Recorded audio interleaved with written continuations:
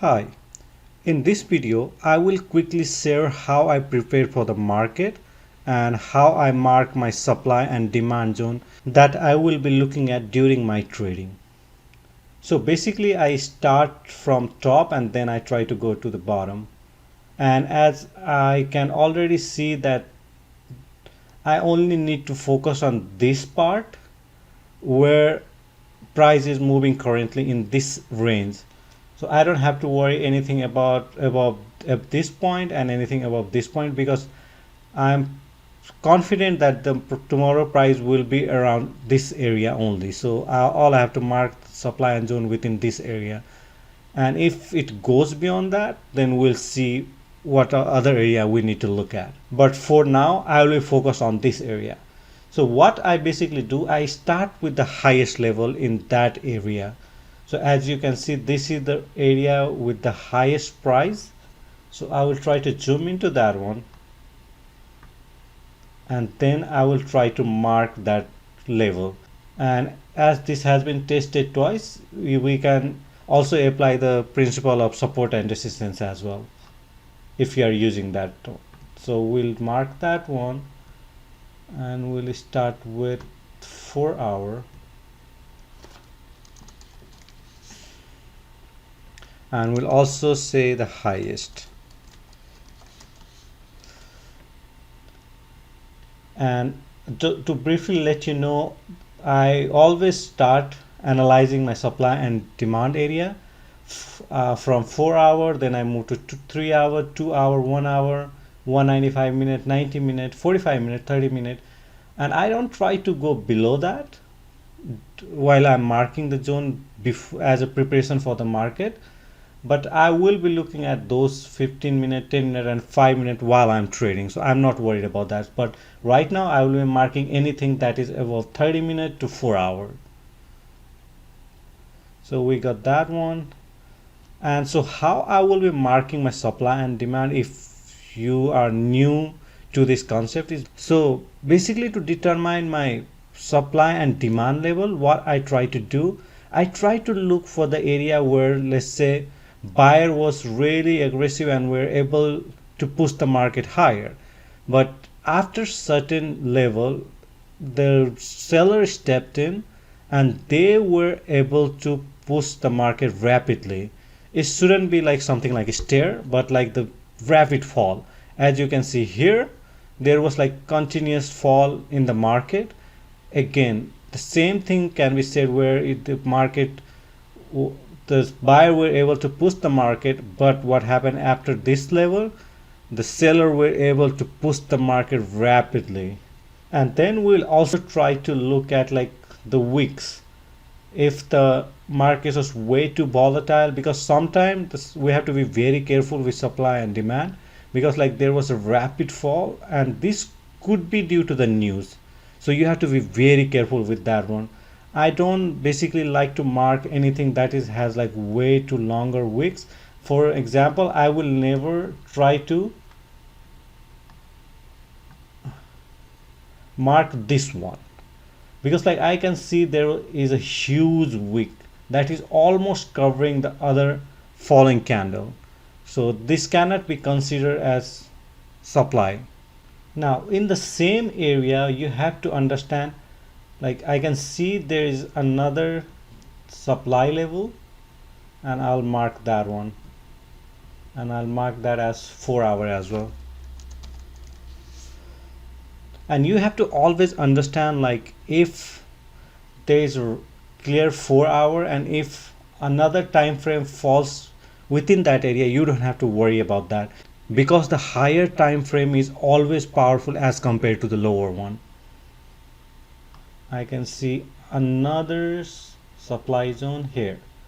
As you can see, the buyer was able to push the market, but they failed and the seller took the control of the market and they were able to push the market rapidly. So we will mark that one as well, and that's the really good level.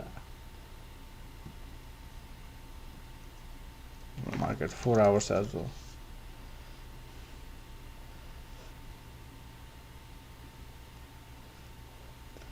And to give you like small example how it works, like as you can see, there was another supply here, and see what happened after the market went to my pre-marked demand level. It was able to push the market to that supply, and see there was a rapid fall, and we could have caught that one really good. So this is just an example, but we are not going to mark that one because that level is already has been tested and is invalid now.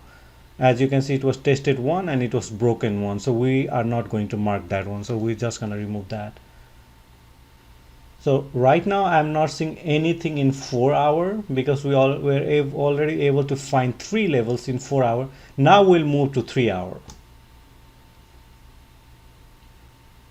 and I cannot see anything in 3 hours that I really like. So never try to force or try to find the area that doesn't exist. So what my strategy is, rather than trying to justify this might qualify as supply or demand, I try to justify myself why this level doesn't qualify as supply or demand level. So that helps me a lot. So now let's move to the 2 hour. And one thing other you have to be very careful about, like I really like this level where you see the buyer was trying to push the market and the seller came in and they were able to drop the market drastically. But like if I mark this zone, there will be two overlap, and one is 4 hour and one is 2 hour, and I already mentioned higher time frame is always powerful, so I will definitely remove this one. And let's say if the price comes to this level and try to push a little bit, I will be still worried about, and I'll still pay attention to this level. So what I do for that one, I just mark that with a straight line. I will not highlight that area, and I'll just write something like 2 hours. So I know if this 4 hours fails, I still have another level just above it, because sometime market will try to trick you and push the market a little bit where you say, oh, this market broke this level, but you have to be very cool because you need to understand there might be another level that you should look at. So if I see the market is closing this above this level, I might start looking at another level that is just beyond that one. And if it was just within that range, I would have just ignored it because like I have already marked that in 4 hours. Okay, I don't see anything else in 2 hours, so I'll move in 1 hour. Okay, so I really like this 1 hour. Let's zoom into this, where I see the market was able to put, where I see the seller were able to push the market really good. So I like this level put, and they were trying to put the order within this level. So they were just trying to cluster all the order and then they drop the market. So I like this setup as well. So what I will do, I'll mark this level and try to put over there. So you need to understand where all the volumes are and be very careful like and how the market maker are distributing their order. You need to understand that one as well. So I'll mark that one as 1 hour.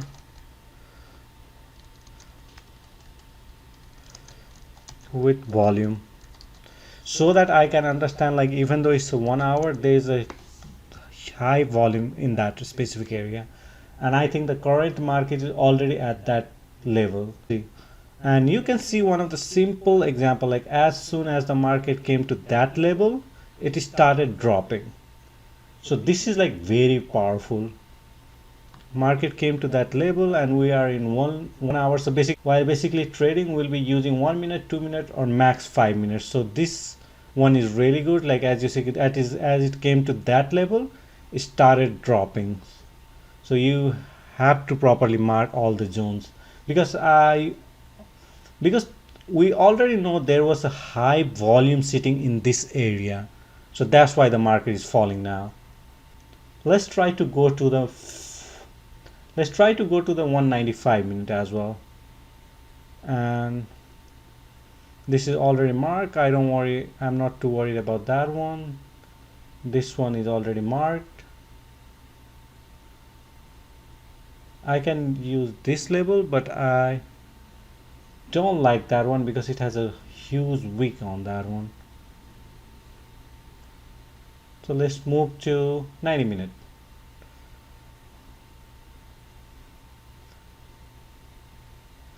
Okay, I don't see anything on 90 minute as well. 45.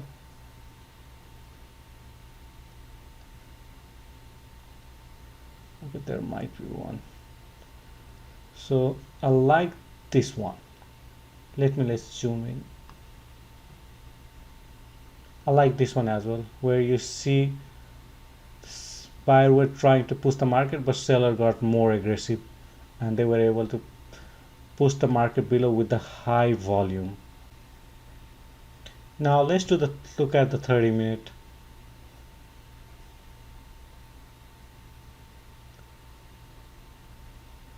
And I don't see anything. Wait a minute. Okay, I don't see anything. So that's really good. We are done with the supply zone. Now let's try to look at this demand zone. So demand zone is basically will be anything that is below the current price right now. So our price is sitting at this level, and we will be looking for the demand at this level. So let's start with that one. So as you can already see, I have 4 hour already mentioned in here. I'm not going to worry about that one. So in this level, I don't see any good demand level with the 4 hours. So we'll go move to 3 hour. And the same thing with the 3 hour.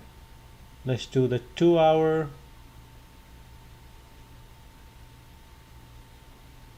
I wanted to mark this one, but like I see we have 1 4 hour just below that one, so that should work fine as well.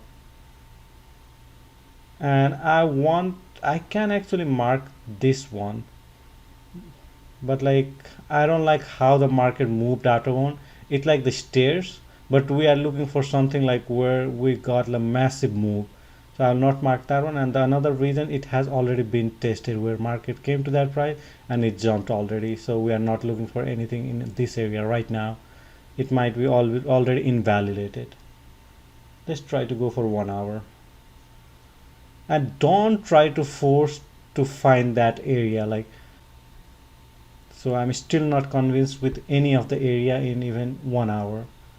So let's look at 195. Nothing yet.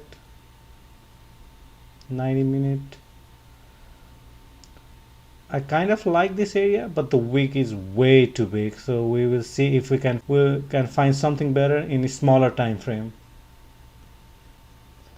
Let's look at the 30 minute. Okay, so I like this one because like see after this one the aggressive move was really big and it got the follow up as well. So I like this area. I'll mark that one and we'll change the color.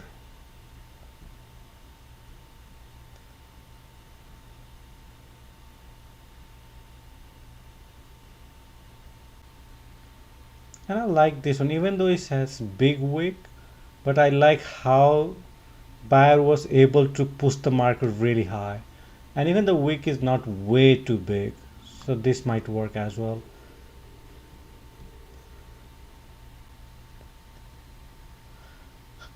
See, I think like that area has been already tested, so I'm not going to mark that one. I'll just simply remove that, and we can look at this one. So even though this is not solid one, but like, and I like how the volume was distributed in this area, so I'll use this one instead. And as you can see, I recently marked this 30 minute band. It has been tested, but I still want to leave that one, but because it hasn't been broken yet. So it came to that level, tested it, and it left. So I still want to keep that level. So to be very frank, I don't see anything else because I already told you I am not going to go below 30 minute because that's the max I go. And anything below that I'll be looking at during my trading session. and as you can see we mark this level and it's working perfectly. The market is still dropping, so marking it properly will always help you to catch the big moves, and that what will look as a trader. So these are the area that I will be looking at tomorrow while trading, and let's see how the trading goes. And tomorrow is gonna be our day 2 of trading the prop firm and implementing the blueprint for our payout system. So if you haven't watched that video, please go ahead and watch that video so you can understand what I'm trying to do and how you can apply my blueprint to get like payout from the prop firms. So definitely go ahead and check that video. I'll be linking and I will put the link of that video in the description below. If you want to learn more about this kind of trading, if you want to learn more about how trading works and what are the things I do as a trader, please feel free to subscribe and so that you can be part of my journey as well. Thank you.